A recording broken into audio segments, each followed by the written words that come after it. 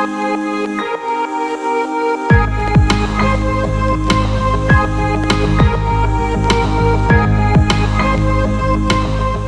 વિદ્યાર્થી મિત્રો, Saraswati group of education દ્વારા ચાલતા આ ઈ લર્નિંગ પ્રોગ્રામમાં હું બ્રિજેશ સાકડેચા ફરી એકવાર આપ સૌનું હાર્દિક સ્વાગત કરું છું.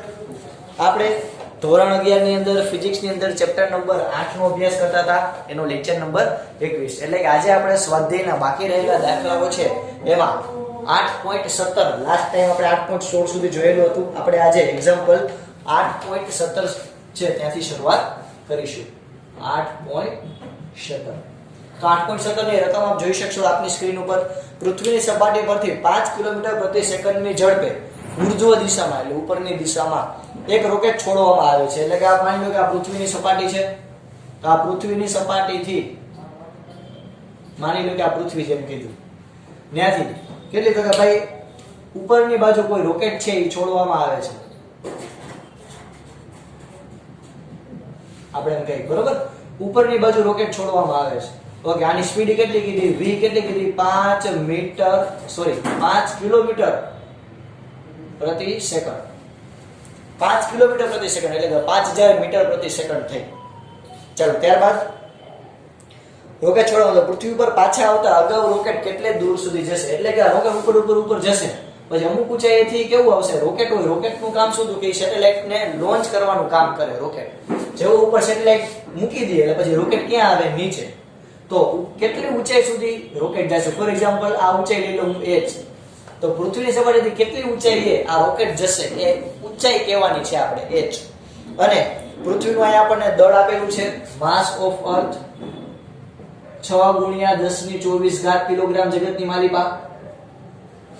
પછી આપણને કીધેલું છે કે પૃથ્વીની સરેરાશ ત્રિજ્યા re તો કે 6400 કિલોમીટર એટલે કે 6.4 × 10⁶ મીટર. બીજું આપણને આપેલું છે g નું મૂલ્ય આપેલું છે. g તો આપણને બધાને ખબર છે 6.67 × 10⁻11 newton metre square upon kilogram નો સ્ક્વેર. આ ત્રણ વસ્તુ આપણને આપી દીધેલી છે. આપણને એમ કીધેલું છે કે ભાઈ આ કેટલી ઊંચાઈ જશે. તો એના માટે આપણે શું કરશું તો કે ભાઈ ધારો કે રોકેટની પ્રારંભિક ઝડપ કેટલી છે? v, અને મહત્તમ ઊંચાઈની અંતિમ ઝડપ કેટલી થઈ? 0. આપણે લખીએ ધારો કે રોકેટની પ્રારંભિક ઝડપ v છે અને અંતિમ ઝડપ 0 થશે. અંતિમ ઝડપ 0 શું કામ છે? કે જો કોઈ પદાર્થને તમે ઉપર મોકલો ઉપર મોકલો પૂરું, તો એ ક્યાં આવશે? નીચે. એટલે કે ઉપર મોકલશો તો ત્યાં સુધી જશે, જેવું ફ્યુલ પૂરું થઈ જાય એટલે પછી ક્યાં આવશે? નીચે. તો ઉપર મોકલું તો ઉપરના આ બિંદુએ એની પાછી ઝડપ કેવી છે? 0. ઉપર આયા પહોંચશે એ બિંદુ એની ઝડપ કેવી છે? 0. એટલે કે ઉપર સ્થિર રહેશે તો જે ઉપગ્રહને મૂકી શકશે. તો આ શરૂઆતનો પોઈન્ટ એની ઝડપ આપણે લીધી v, અંતિમ પોઈન્ટ પાસે એની ઝડપ લીધી આપણે 0. અને રોકેટનો આપણે દળ કેટલું લઈ લઈએ? Small m.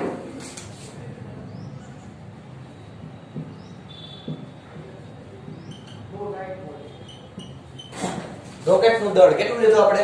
Small m. બરોબર. તો અને આપણે કેમ સોલ્વ કરી શકશું? આપણે ઊંચાઈ કેમ મેળવી શકશું?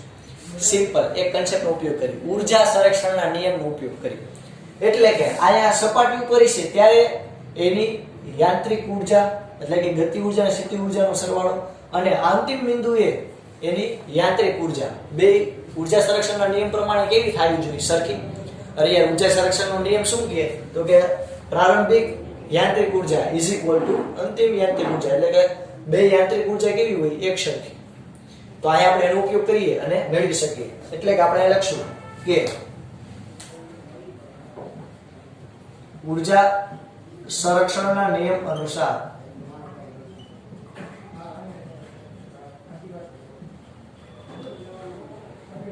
શરૂઆતની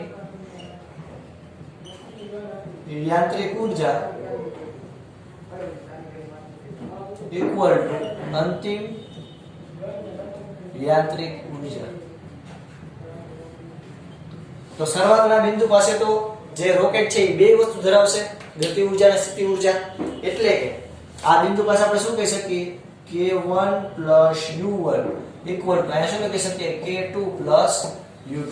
પણ આ અંતિમ બિંદુએ પદાર્થની ગતિ ઉર્જા શું થઈ જાય, શૂન્ય. આ અંતિમ બિંદુ એટલે આ એક પોઈન્ટ હશે, ત્યાં રોકેટ કેવું ઊભું રહેશે, સ્થિર. પછી નીચે આવશે ને તો એક ક્ષણ પૂરતું સ્થિર રહ્યું, ત્યારે એની ગતિ ઉર્જા કેવી થઈ ગઈ, શૂન્ય. પરંતુ એટલે અહીં લખશું, પરંતુ અંતિમ બિંદુએ k2 ઇક્વલ ટુ શૂન્ય હોવાથી k1 u1 equal to u2. આમ થાય. ચાલો હવે આપણે આમાં ફટાફટ કિંમત મૂકતા જઈએ. તો k1 એટલે કે 1/2 mv² પ્લસ u1 એટલે માઈનસ g. અરે આ સ્થિતિ ઊર્જાનું સૂત્ર શું છે, minus g m upon re. તો અહીંયા એની કિંમત મૂકીએ, g m upon re બરાબર અહીંયા g m upon આ અહીંયા સ્થિતિ ઊર્જાનું મૂલ્ય કેટલું હોય છે, તો કે આ ટોટલ તમારે લંબાઈ લેવી પડે. એટલે કેટલી આવશે ટોટલ, re plus h. એટલે અહીંયા આવશે re plus h. સ્થિતિ ઊર્જાનું મૂલ્ય કેવું આવશે વિદ્યાર્થી મિત્રો, શૂન્ય.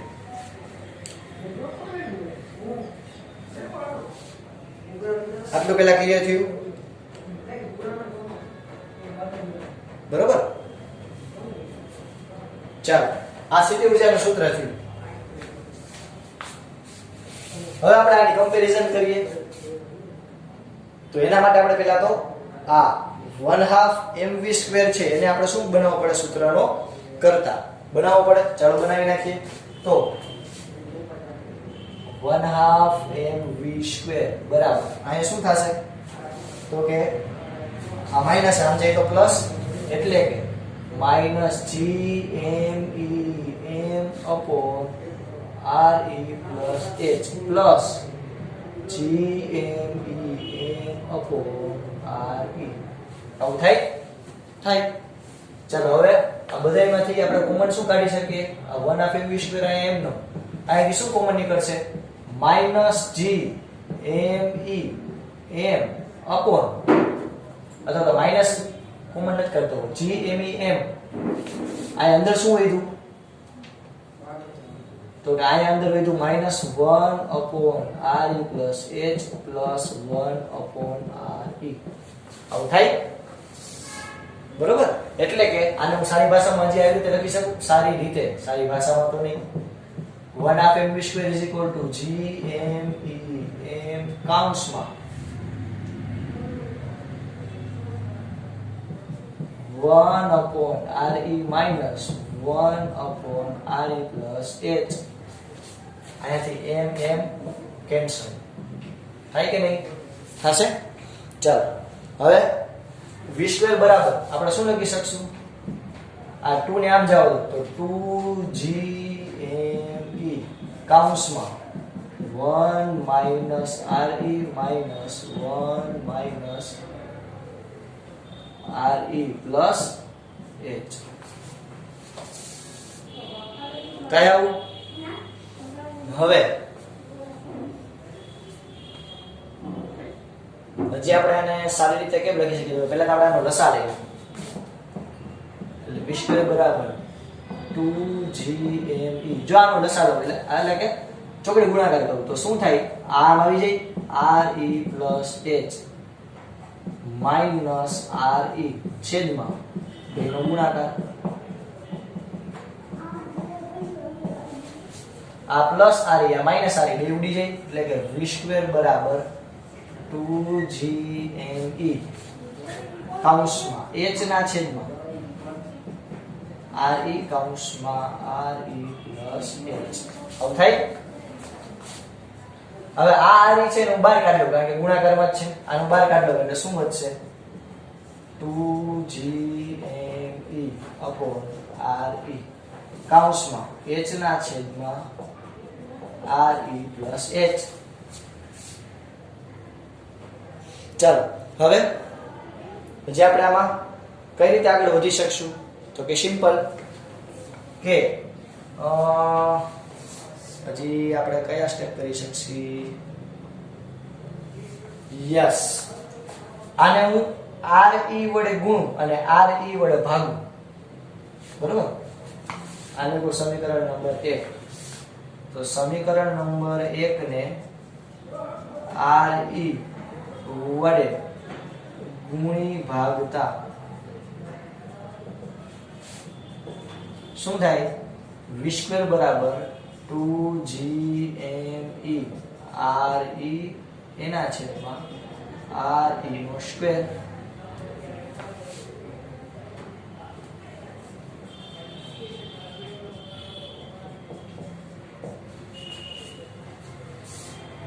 હવે જો gme upon RE નો સ્ક્વેર એના બરાબર તો શું થાય સ્મોલ g થાય સ્મોલ g યાદ કરો ગુરુત્વાકર્ષણ g નું સૂત્ર શું હતું gme upon RE નો સ્ક્વેર આપણે એની કિંમત અહીં મૂકીએ તો શું થાય v² બરાબર 2g RE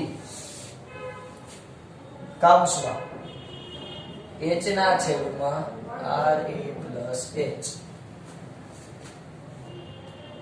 હવે આને હું h વડે ભાગું અને RE વડે ભાગું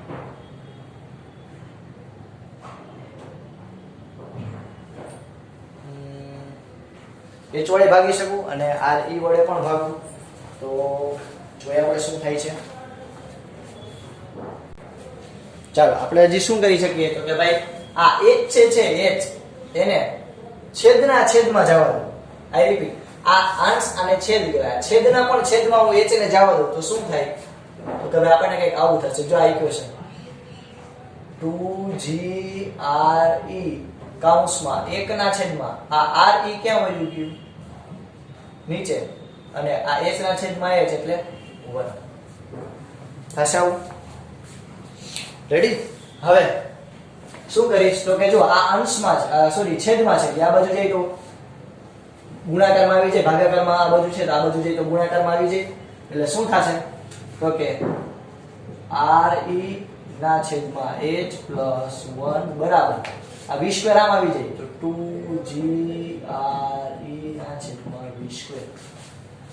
સમજાણું સ્ટેપ ક્લિયર થયું આ અંશ છે આ છેદ છે આખો છેદ આમ જવા દીધો અને v² નામ લઈ લીધું ચાલો હવે આ માઈનસ પ્લસ આમ જાય તો માઈનસ થાય એટલે શું વધશે RE ના છેદમાં h બરાબર 2gRE ના છેદમાં v² માઈનસ 1 ચાલો બધાની ફટાફટ કિંમત મેળવવો જોઈએ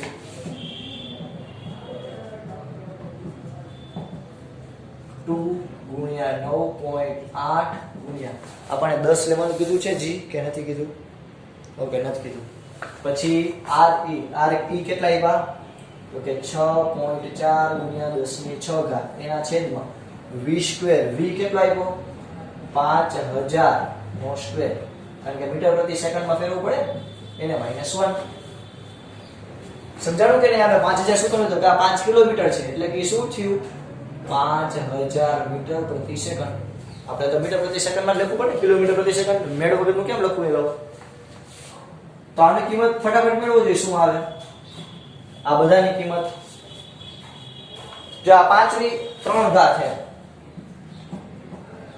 એનો વર્ગ એટલે આ 6 ઘાત તોડી જાય ન્યા એટલે 2 ગુણ્યા 9.8 ગુણ્યા 6.4 ભાગ્યા 25 કરો જોઈએ શું આન્સર આવે 5.0176 -1 એટલે RE ના છેદમાં h આમાંથી આટલા જાય તો કેટલા વધે 4.0176 આ મેળવ્યું આપણને RE/h આપણે હજી h ગોતવાનું તો h કેમ મળશે તો કે આ h ને આમ જવા દો તો આ છે આ બધું આવી જશે એટલે હું h ને સૂત્રનો કરતા બનાવું તો શું થશે RE ના છેદમાં 4.016 આની કિંમત આપણને ખબર છે RE ની 6.4 ગુણ્યા 10 ની 6 ઘાત એના છેદમાં 4.017 આના ઉપરથી તમે h મેળવવો જોઈએ કેટલું આવે છે તો તમારે આટલું જ કરવાનું એટલે આવશે 1.6 ગુણ્યા 10 ની 6 ઘાત. આમ આવશે 1.6 થયું ને 1.5 નો એટલે 1.6 એને ગુણ્યા 10 ની 6 ઘાત મીટર. એવું જ આવે છે બરોબર. તો આપણે આને કેટલા લખી શકીએ તો કે h બરાબર કેટલા લખી શકીએ તો કે આમાંથી 3 ઘાત આમ જવા દો એટલે થાય 1600 કિલોમીટર.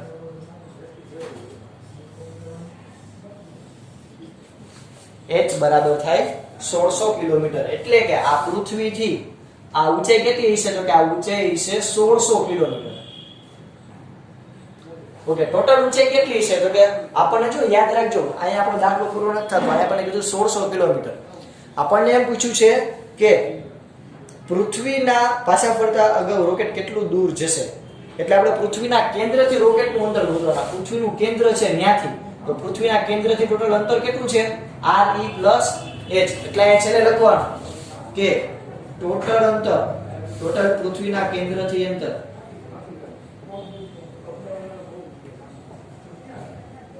કેટલું આવશે તો કે re + h એટલે કે 6400 + 1600 કિલોમીટર. એટલે કેટલું થયું 7 અને 8000 કિલોમીટર. એટલે કે પૃથ્વીના કેન્દ્રથી રોકેટ કેટલું દૂર હશે 8000 કિલોમીટર દૂર હશે. આઈ રિપીટ, હજી આપણે શું કર્યું શરૂઆતમાં તો કે આપણને ભાઈ પૃથ્વીનું દળ, પૃથ્વીની ત્રિજ્યા, ગુરુત્વાકર્ષણના સાર્વત્રિક અચળાંક આપેલો છે. કઈ રીતે મેળવશું તો કે ભાઈ આપણને ખબર છે કે કોઈ પણ રોકેટ ઉપર જાય તો કોઈ પણ બિંદુ પાસે યાંત્રિક ઊર્જાનું મૂલ્ય કેવું રહે અચળ. એટલે કે શરૂઆતની યાંત્રિક ઊર્જા અને અંતિમ યાંત્રિક ઊર્જા બંને કેવી હશે એકસરખી. એનો આપણે ઉપયોગ કર્યો અને શરૂઆતની યાંત્રિક ઊર્જા અને અંતિમ યાંત્રિક ઊર્જા લખી. પણ આપણને ખબર છે કે કોઈ એક ઉપર બિંદુ હશે કે જ્યાંથી રોકેટ પાછો હશે તો એક બિંદુએ રોકેટ સ્થિર થશે તો ત્યારે એની ગતિ ઊર્જા કેવી હશે શૂન્ય. આપણે એક કિસ્સો ધ્યાનમાં લીધો એટલે આપણને આવી રીતે મળ્યું. પણ આપણને ખબર સ્થિતિ ઊર્જા માઈનસ હોય એની કિંમત લખી. ઓકે, આ અંતિમ હોય, અંતિમ બિંદુએ ઊંચાઈ કેટલી લેવાની, પ્રારંભિક બિંદુએ ઊંચાઈ કેટલી લેવાની આ રીતે. પછી આપણે સૂત્ર બનાવ્યું, એમાંથી આપણે કહી શકાય કે ગણતરી કરી સાદુરૂપ આપી અને v² મેળવ્યું. v² ઉપરથી આપણે re/h નો ગુણોત્તર લીધો અને re/h નો ગુણોત્તર મેળવ્યો એટલે એના ઉપરથી આપણે હાઈટ શોધી લીધી. એ આપણને હાઈટ મળી. આ હાઈટ મળી પછી આપણે કેન્દ્રથી ટોટલ અંતર માપી લીધું. તો તમે વિચાર કરો, હવે તમે વિદ્યાર્થી મિત્રો તમારામાં એબિલિટી કેટલી થઈ ગઈ કે તમે જો કેટલું નવું શીખા કે તમે કોઈ પણ સેટેલાઇટ તમે જુઓ, એ સેટેલાઇટ એ પૃથ્વીથી કેટલો દૂર છે, પૃથ્વીથી એની ઊંચાઈ કેટલી છે તમારે જાણવું હોય તો તમે આ દાખલાથી મેળવી શકો. કઈ રીતે તમને ખાલી શું ખબર હોવી જોઈએ એ રોકેટની ઝડપ. માની લો કે આપણા ઈસરોએ એક રોકેટ આજે જ લોન્ચ કર્યું, એની તમને ઝડપ આપી દે કે રોકેટ જે છે કોઈ પણ રોકેટની તમને ઝડપ નેટમાં મળી જાય કે આટલા વાગે લોન્ચ કર્યું હતું અને એની ઝડપ આટલી હતી.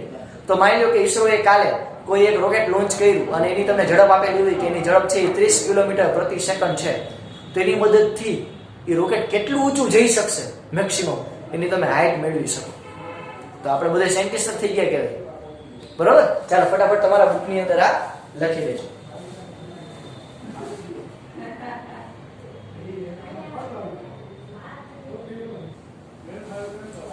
ચાલો હવે આપણે બીજો દાખલો જોઈએ. આપણને ત્યાર પછીનો આપણો દાખલો આપેલો છે 8.18. 8.18 ની અંદર આપણને કીધેલું છે પૃથ્વીની સપાટી પરથી પ્રક્ષેપ પદાર્થની નિષ્ક્રમણ ઝડપ. ઓકે, પહેલા તો નિષ્ક્રમણ ઝડપનું સૂત્ર શું તો કે નિષ્ક્રમણ ઝડપ v = √2gre. આવું પહેલા આપણને ખબર હોવી જોઈએ. નિષ્ક્રમણ ઝડપનું સૂત્ર 2gre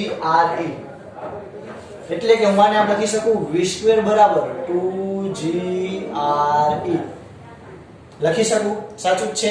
ઓકે, હવે g નું સૂત્ર શું હતું તો કે g_me/re² એને ગુણ્યા re આમ લખી શકું. એકવાર re કેન્સલ થઈ જાય 2gme/re આ v² નું સૂત્ર. બરોબર, તો પહેલા આપણને આટલું મેથેમેટિકલ બાબત છે એ ખબર હોવી જોઈએ. બરોબર, ચાલો હવે ત્યારબાદ આપણે જોઈએ કે નિષ્ક્રમણ ઝડપ આપણને આપી રકમમાં કેટલી આપી કોઈ પદાર્થની v0 નિષ્ક્રમણ ઝડપ 11.2 કિલોમીટર પ્રતિ સેકન્ડ. એટલે કે હું આને આમાં લખી શકું કે 11200 મીટર પર સેકન્ડ. ચાલો આગળ આપણને શું કીધું તો કે ભાઈ પૃથ્વીથી અત્યંત દૂરના અંતરે જતા એ પદાર્થની ઝડપ કેટલી છે એ આપણે શોધવાની છે. અને બીજા કોઈ પણ ઘટક હોય એના દ્વારા લાગતું જે કંઈ પણ ગુરુત્વાકર્ષણ બળ છે આપણને અવગણવાનું કીધું. ચાલો તો આપણે કેમ ગોતી શકીએ? તો કે સિમ્પલ, આપણો જૂનો ફંડ આ તો હમણાં કર્યો તો એમાં યાંત્રિક ઉર્જા સંરક્ષણના નિયમ મુજબ કે કોઈ ઉપગ્રહ છે એને તમે એટલી ઝડપથી દૂર ફેંકો તો એ બધી પાછો જ ન આવે, નિષ્ક્રમણ ઝડપ કહેવાય, એ આપણને ખબર છે. તો નિષ્ક્રમણ કોઈ પદાર્થ છે એને કરીએ તો ત્યારે એ પદાર્થ આપણે પૃથ્વીની સપાટી થઈને મુક્ત કરશે તો પહેલા શરૂઆતની એની યાંત્રિક ઉર્જા, અને મુક્ત કર્યો અને બહુ દૂર હોય અનંત અંતર આપણને ખબર નથી ક્યાં, એ બિંદુએ એની યાંત્રિક ઉર્જા બે કેવી થવી જોઈએ? અચળ.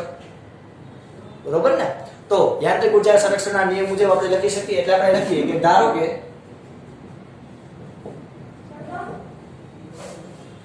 શરૂઆતની ઝડપ ઉપગ્રહ દેખ્યું પદાર્થ જ કીધું, શરૂઆતની પદાર્થની ઝડપ v અંતિમ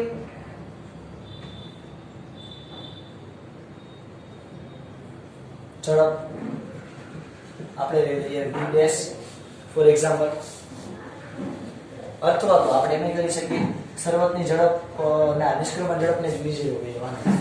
ચાલો હવે આપણને કીધું છે યાંત્રિક ઉર્જા સંરક્ષણના નિયમ મુજબ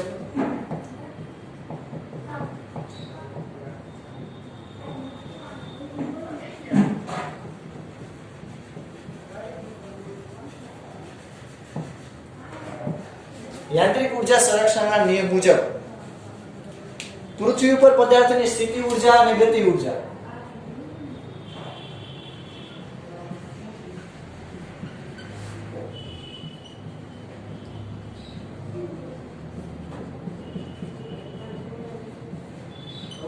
ઇક્વલ હવે અંતિમ આમ દૂર દૂર સુધી જશે તો ન્યા તમને લાગે છે કે એ પદાર્થ સ્થિર હોય? કારણ કે આપણે કીધું હતું અનંત અંતરે કોઈ પદાર્થ હોય તેની સ્થિતિ ઉર્જા કેવી હોય? શૂન્ય. અનંત અંતરે કોઈ પદાર્થની સ્થિતિ ઉર્જા કેવી હોય? શૂન્ય. એટલે કે આપણે પહેલા તેમ લખીએ કે પૃથ્વીથી અનંત અંતરે પદાર્થની સ્થિતિ ઉર્જા પ્લસ ગતિ એટલે આપણે શું લખી શકીએ? k1 પ્લસ u1 શરૂઆતની ગતિ ઉર્જા શરૂઆતની સ્થિતિ ઉર્જા is equal to k2 plus u2 અંતિમ ગતિ ઉર્જા અને અંતિમ સ્થિતિ ઉર્જા, પરંતુ અનંત અંતરે u2 ઇક્વલ ટુ 0 હોવાથી જો ખાસ કાળજી રાખજો છોકરાઓ, આપણે પહેલાનો દાખલો કર્યો ને એમાં આપણે પૃથ્વીના ગુરુત્વાકર્ષણની ક્ષેત્રમાં આપણું જે સેટેલાઇટ આપણે મુક્ત કરતા હતા હતું, બરાબર? તો જે કોઈ પણ ક્ષેત્રની અંદર હોય, ક્ષેત્રનું આકર્ષણ ધરાવતો હોય એવો કોઈ પણ તંત્ર હોય ને તેમાં સ્થિતિ ઉર્જા ક્યારેય શૂન્ય ન થાય. એટલે જો આપણે એમાં ગતિ ઉર્જા શૂન્ય લીધી હતી કોઈ એક બિંદુએ, ત્યારે આની અંદર સ્થિતિ ઉર્જા કેવી આવશે? શૂન્ય. એટલે આપણે લખી શકશું કે 1/2 m v square minus gmem upon r e અને ઇક્વલ ટુ અહીંયા તો ગતિ ઉર્જા જે છે mv dash આમ થશે. હવે તમે ધ્યાનથી જુઓ આ gme upon re અહીંયા જો આટલું તો છે gme upon re. તો અહીંયા જોજો અહીંયા આપણે આ સૂત્ર ખબર તારે હતા v બરાબર 2g re આનો સ્ક્વેર કરો તો 2g re આમાં g બરાબર gme upon re નો સ્ક્વેર આ સ્ક્વેર કાઢી નાખ્યા તો 2gme upon re બરાબર v સ્ક્વેર. હવે v સ્ક્વેર બાય 2 બરાબર શું લખી શકું? આમ લખી શકું. તો આ સમીકરણ 1 ની કિંમત આ સમીકરણ નંબર 2 કહ્યું. તો સમીકરણ નંબર 1 ની કિંમત સમીકરણ 2 માં મૂકતા 1 ની કિંમત સમીકરણ 2 માં મૂકું તો જગતની માલિકા શું થશે? 1 1/2 mv સ્ક્વેર માઇનસ 1/2 v, આ નિષ્ક્રમણ ઝડપ છે, v0 કહી દો,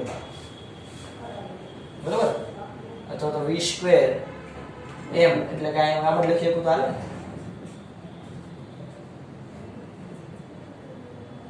નિષ્ક્રમણ ઝડપ v0 કીધી હતી ઇક્વલ ટુ 1/2 mv ડેશ નો સ્ક્વેર. mv ડેશ આ અંતિમ, આ પ્રારંભિક અને આ નિષ્ક્રમણ, બરાબર. તો હવે આ સમીકરણમાં 1/2 m 1/2 m અને 1/2 m શું થઈ ગયા? કેન્સલ. તો હવે શું થઈ ગયું? તો કે અંતિમ વેગ v સ્ક્વેર બરાબર શું થાય? તો અંતિમ વેગ v સ્ક્વેર, સોરી, પ્રારંભિક વેગ v સ્ક્વેર માઈનસ નિષ્ક્રમણ ઝડપ બરાબર v ડેશ નો સ્ક્વેર, એટલે કે અંતિમ. આપણે શું શોધવાનું છે છોકરાઓ? યસ, અંતિમ વેગ શોધવાનો છે. તો અંતિમ વેગ કઈ રીતે મળશે? અંતિમ વેગનું સૂત્ર, અંતિમ વેગ v ડેશ નો સ્ક્વેર, સૂત્ર શું છે? v square minus v0 square. ચાલો, કઈ રીતે મળશે? તો કે ભાઈ v સ્ક્વેર આપણને આપેલું છે કે પદાર્થને આના કરતા 3 ગણી ઝડપે બહાર ફેંકવામાં આવે, 3 ગણી ઝડપે બહાર ફેંકવામાં આવે, એટલે કોઈ પદાર્થની નિષ્ક્રમણ ઝડપ આપણને આપી આ v0. હવે આપણને કીધું કે શરતનો કોઈ પદાર્થ છે અને 3 ગણી ઝડપે ફેંકવામાં આવે, તો 3 ગણી એટલે કેટલું થયું? તો કે 3v0, 3v0. અહીંયા તો આવશે v0 નો સ્ક્વેર, અહીંયા કેટલો આવશે?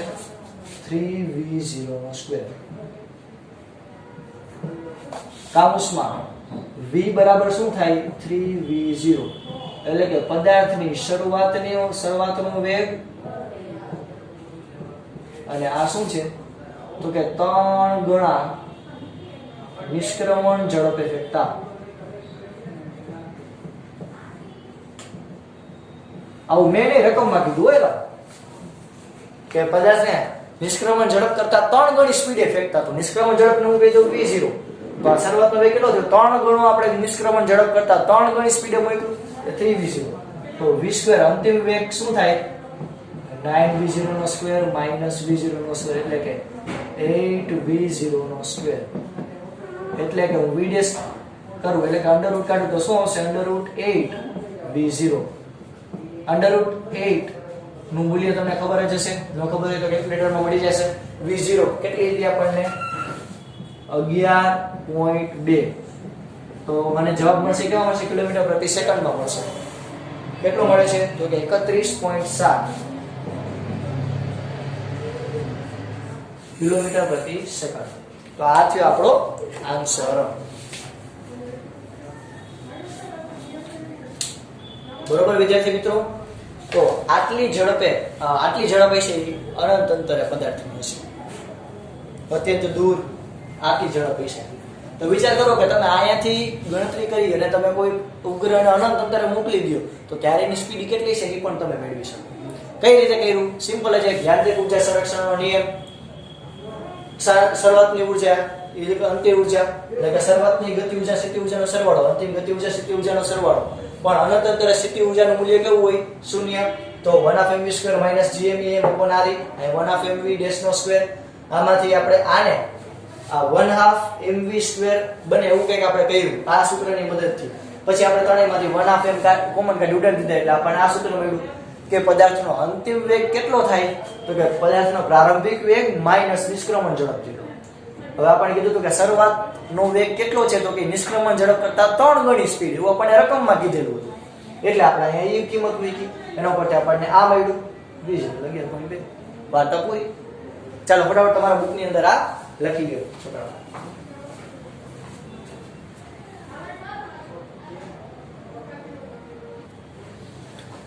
ચાલો હવે ત્યાર પછીના એક્ઝામ્પલ, આપણને એક્ઝામ્પલ નંબર 8.19. એમાં આપણને કીધેલું છે કે પૃથ્વીની સપાટીથી 400 કિલોમીટરની ઊંચાઈ, એટલે આ આપણને ઊંચાઈ આપી દીધી h. કેટલી આપી દીધી? 400 કિલોમીટર.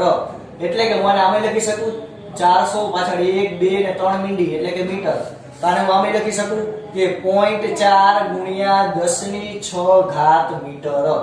બરોબર, આ ત્રણેય ટ્રુથ કેવા છે? સાચા. આ ત્રણેય વસ્તુ સાચી છે. તમને પછી ખબર પડશે શું કામ કરું છું, પણ આવી રીતે આપણે પહેલા ફેરવી લઈએ.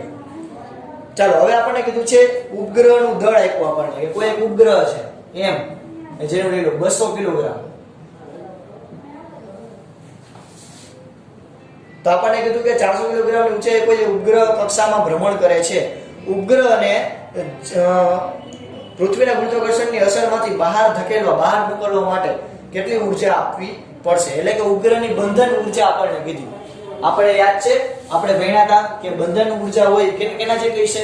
તો કે યાંત્રિક ઊર્જા જેટલી. તમે યાંત્રિક ઊર્જા જેટલી ઊર્જા આપી દો એટલે પદાર્થ પૃથ્વીના ગુરુત્વાકર્ષણમાંથી છટકી અને કાયમ માટે બહાર વયું છે. એનું આપણે સૂત્ર જોયું હતું, બંધન ઊર્જા. ઉપગ્રહની બંધન ઊર્જા યાદ કરો, પણ ના ફેરવો થોડાક નોટ્સના.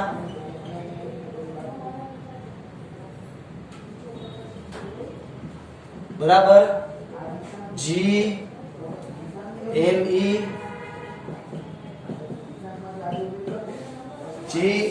m upon RE plus H into 2. આ આપણે ઉપગ્રહની બંધન ઊર્જાનું સૂત્ર હતું. તો બસ આપણે આટલી ઊર્જા આપવાની છે. બરાબર, આપણને રકમમાં બીજું પૃથ્વીનું દળ આપી દીધું, ME આપણને આપી દીધું કેટલું? 6 × 10⁻24 કિલોગ્રામ. બીજું આપણને આપેલું છે પૃથ્વીની ત્રિજ્યા આપણને આપી RE 6.4 × 10⁶ મીટર. ત્યારબાદ આપણને આપેલું છે G કેટલું? તો કે 6.67 × 10⁻11 newton metre square upon kilogram square. ચાલો, સિમ્પલ. આ બધી વસ્તુ આપી દીધી, આપણે ખાલી કિંમત મૂકવાની લાવ. એટલે શું થશે? તો કે ઉપગ્રહની બંધન ઊર્જા, ઉપગ્રહની બંધન ઊર્જા equal to GMEM upon RE plus H. ચાલો આપણે આ ફટાફટ કિંમત મૂકીએ. એટલે અહીંયા 2 આવશે. તો ચાલો આપણે કિંમત મૂકીએ. 6.67 × 10⁻11 ME એટલે 6 × 10⁻24 M એટલે ઉપગ્રહનું દળ 200.